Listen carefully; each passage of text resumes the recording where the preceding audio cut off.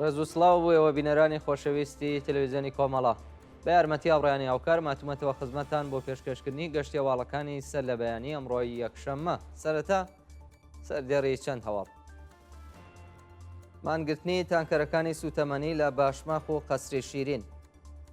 بەیاننامەی هاوبەشی ئەنجومەنە خوێندکاریەکان دژ بە سزای ئەعدام. پشتیوانی ئانیشا سەدوڵاهی و حورانی بەخت لە پەخشان عەزیزی. کۆچکردنی سامان یاسین بۆ وڵاتی ئاڵمان. یان لە دەستان و برینداربوونی 15 کەس لە هێرشی تورکیا بۆ سەر کۆبانی. کۆبوونەوەی کرێکارانی کارخانەی چووکە لە ڕزوانشار. دەست بەسەرکردنی داود حەدادی لە شارستانی بەهمەیی.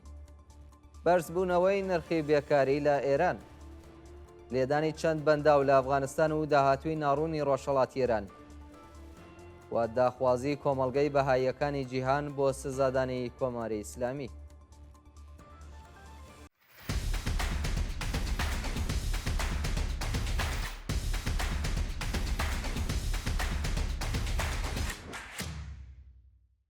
مانگرتنی تانکەرەکانی سوتەمەنی لە باشماخ و قەسری شیرین. ڕۆژەی شەممە 29 بەفرامبار تانکەرەکانی سوتەمەنی لە سنوورەکانی باشماخ و قەسری شیرین دژ بە دۆخی خراپی مەعیشەتی و پیشەی خۆیان مانیان گرت. بەپێی راپۆرتەکان تانکەرەکانی هەڵگری سوتەمەنی لە ئاسکەمی کرێبار، گرانی نرخی سوتەمەنی و پارچەی یەدەکی ئۆتۆمبیل ناڕازین و ڕۆژەی شەممە بەداخستنی جادەکان ڕێگەیان لە هاتوچۆی ئۆتۆمبیلەکان گرتووە. بەیاننامەی هاوبەشی ئەنجومەنە خوێندکاریەکان دژ بە سزای ئەعدام. ڕۆژەی شەممە 29 بەفرامبار ئەنجومەنە خوێندکاریەکان و چالاکانی خوێندکاری بە بڵاوکردنی بەیاننامەیەکی هاوبەش حکمی ئەعدامی پەخشان عەزیزی، بێهروز ئێحسانی و مێهدی حەسەنیان شەرمەزار کرد. ئەنجومەنە خوێندکاریەکانی ڕۆژهەڵاتی کوردستان و ئێران داوایان لە کۆمەڵگەی نێودەوڵەتی و ئێرانیانی دەرەوەی وڵات کردووە کە بە گوشارهێنان بۆ سەر وڵاتانی ئوروپایی، بەستێنی داخرانی باڵوێزخانەکانی کۆماری ئیسلامی لە یەکێتی ئوروپا و دانانی سوپای پاسەران لە لیستی تۆرۆریزمی نێودەوڵەتی ساز بکەن. چالاکانی خوێندکاری لە کۆتایی بەیاننامەکەیاندا داوایان لە خەڵکی ئێران کردووە بەرامبەر بە سزای سێدارە هەڵوێستی جددی بگرن و بە کەمتر لە هەڵوەشانەوەی سزای سێدارە بە گشتی ڕازی نەبن. پشتیوانی ئانیشا سەدوڵاهی و حورانی بەخت لە پەخشان عەزیزی. ئانیشا سەدوڵاهی و حورانی بەخت دوو بەندکراوی سیاسی ڕاگیراو لە زیندانی ئەڤین لە دوو نامەی بڵاوکراوەدا خوازیاری هەڵوەشانەوەی سزای سێدارەی پەخشان عەزیزی و بەندکراوانی سیاسی دیکە بوون. ئەو دوو بەندکراوە سیاسیە لە نامەکانیاندا وێڕای شەرمەزارکردنی حکمی ئەعدامی پەخشان عەزیزی، وریشە مورادی، مێهدی حەسەنی، موجاهید کورکور، عەباس دریس، بێهروز ئێحسانی و تۆمەتبارانی پەروەندەی یەکپاتان خوازیاری هەڵوەشانەوەی سزای سێدارە بوون. ئانیشا سەدوڵاهی و حورانی بەخت هەروەها ئاماژەیان بە سیاسەتی سەرکوتی کۆماری ئیسلامی لە چواردەیە ڕابردوو کردووە و خوازیاری کاردانەوەی جددی کۆمەڵگەی ئێران بەرامبەر بە سزای سێدارە بەبێ جیاوازی بوون. کۆچکردنی سامان یاسین بۆ وڵاتی ئاڵمان. سامان یاسین هونەرمەند و ڕەپێری خەڵکی کرماشان بەهۆی گوشاری بەردەوامی ناوەندە ئەمنیەتیەکان ناچار بۆ کۆچکردن بۆ ئاڵمان بوو. ناوبراو لە سەردەمی شۆڕشی ژینا لە شاری کەرەز دەست بەسەر و پاش ئەشکەنجەی سەخت بە محاربە تۆمەتبارکرا. بە دوای ناڕەزایەتی بەرینی کۆمەلگای نێوخۆ و دەرەوەی وڵات حکمی ئەعدامی و بەندکراوە لەلایەن دیوانی باڵای وڵات هەڵوەشێنرایەوە، بەڵام بە زیندان و دوورخرانەوە مەحکوم کرا. سامان لە ماوەی بەندکرانیدا چەند جار ڕەوانەی نەخۆشخانەی دەرونی کرا و پاش ئازادی بە وەسیقە لە ئێران چۆتە دەرەوە. گیان لەدەستان و برینداربوونی 15 کەس لە هێرشی تورکیا بۆ سەر کۆبانی. ڕۆژی شەمە 29 بەفرامبار فڕۆکەکانی ئەرتەشی تورکیا هێرشیان کردە سەر خەڵکی مەدەنی لە بەنداوی تشرین و بەو هۆیەوە 4 کەس گیانیان بەخت کرد و 15 کەسی دیکەش بریندار بوون. وتەبێژی هێزەکانی سووریای دموکراتیک لە بەیاننامەیەکدا ڕایگەیاندووە کە گروپە تێرۆریستەکانی سەر بە تورکیا بە پشتیوانی هێرشی ئاسمانی و تۆپخانە بۆ جارێکی دیکە هێرشێکی بەرینیان کردە سەر بەنداوی تشرین و شەڕێکی سەخت ڕوویداوە. لە ئەنجامی پێکدادانەکانی ڕۆژی شەممەدا 17 چەکداری سەر بە تورکیا کوژراون، شەڕڤانێک شەهید بوو و 10 تێرۆریست بریندار بوون. هەروەها چەندین ئۆتۆمبیل و زروێ پۆشی سەربازی جیهادیەکان لە ناو براوە و زیانێکی زۆریان پێگەیشتووە. دەوڵاتی تورک تۆڵەی شکستەکانی لێ خەڵکی مەدەنی کردوێتەوە و لە هێرشی پابادی بۆ سەر خەڵکی مانگرتوو لەسەر بەنداوی تشرین 4 کەس گیانیان بەخت کردو و 15 کەسی دیکەش بریندار بوو. کۆبوونەوەی کرێکارانی کارخانەی چووکە لە ڕەزوانشار.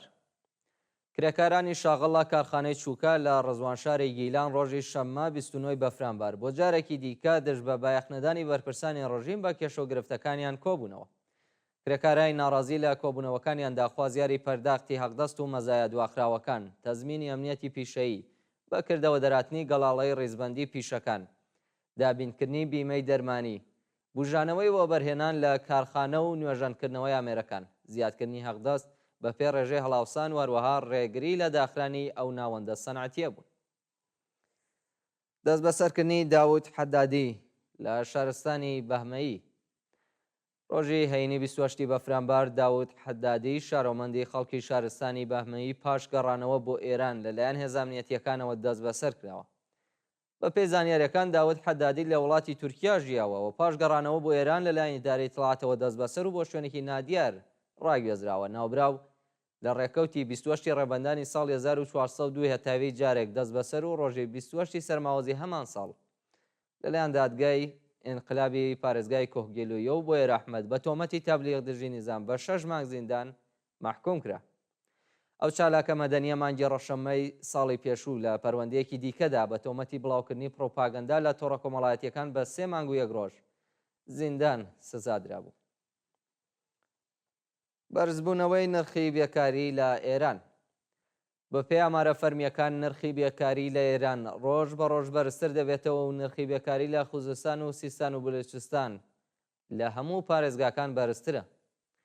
بە پێی راپۆرتەکان نرخی بێکاری لە پارێزگای کرماشان بۆ 11.8 هەڵکشاوە و دانیشتوانیان پارێزگایە بە بۆنەی بەرزبوونەوەی نرخی بێکاری و شاخسی فەلاکەت لە دۆخێکی خراپی مەعیشەتیدا دەژین. هەروەها لە پارێزگاکانی خوزستان و سیستان و بەلوچستان نرخی بێکاری بۆ 11.9 و 12.5 بەرز بووەتەوە و ڕژیمی سەرکوتگەری ئیسلامی هیچ پلانێکی بۆ چارەسەرکردنی کێشەی خەڵک نییە. لێدانی چەند بەنداو لە ئەفغانستان و داهاتووی ناڕوونی ڕۆژهەڵاتی ئێران.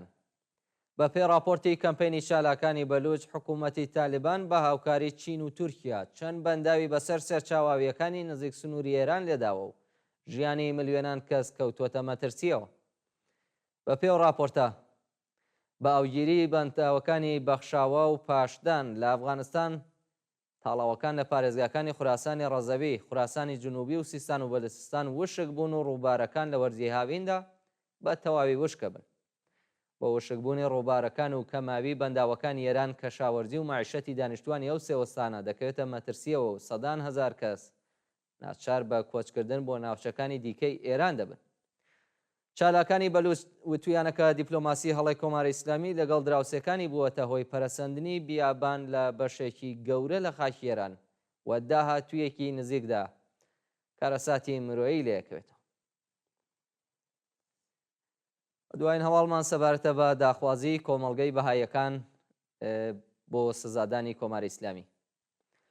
لەگەڵ نزیکبوونەوە بە کۆبوونەوەی گشتی شۆڕای مافی مرۆڤی نەتەوە یەکگرتووەکان لە 5 ڕێبەندانی ئەم ساڵدا کۆمەڵگەی بەهایەکانی جیهان لە نامەیەکدا خوازیاری سزادانی بەرپرسانی کۆماری ئیسلامی بەهۆی سەرکوتی بەهایەکانی ئێران بوون. سیمین فەهەندش نوێنەری کۆمەڵگەی جیهانی بەهایەکان لە ڕێکخراوی نەتەوە یەکگرتووەکان خوازیاری بە دوواداچوونی خێرایی بۆ بارودۆخی بەهایەکان لە ئێران کردووە. پێشتریش ڕێکخراوەکانی مافی مرۆڤ و کارناسانی نەتەوە یەکگرتووەکان لە چەند راپۆرتدا دۆخی بەهایەکانی ئێرانیان یەکێک لە خراپترین پێشێلکاریەکانی مافی مرۆڤ لە ئێران ناوبرد بوو. کۆمەڵگەی بەهایەکانی جیهان لە نامەکەی خۆیدا خوازیاری کۆتاییهێنان بە سەرکوتی سیستماتیکی بەهایەکانی ئێران، گەڕانەوەی دایراییە زەوت کراوەکان، ئازادی بەندکراوانی بەهایی و تەزمینی ئازادی ڕادەربڕین بۆ بەهایەکانی ئێران بوو. بینەرانی خۆشەویست گەشتیاواڵەکانی ئەمڕۆتان پێشکەش کرا. کات و ساتێکی خۆش بۆ هەموو لایەک.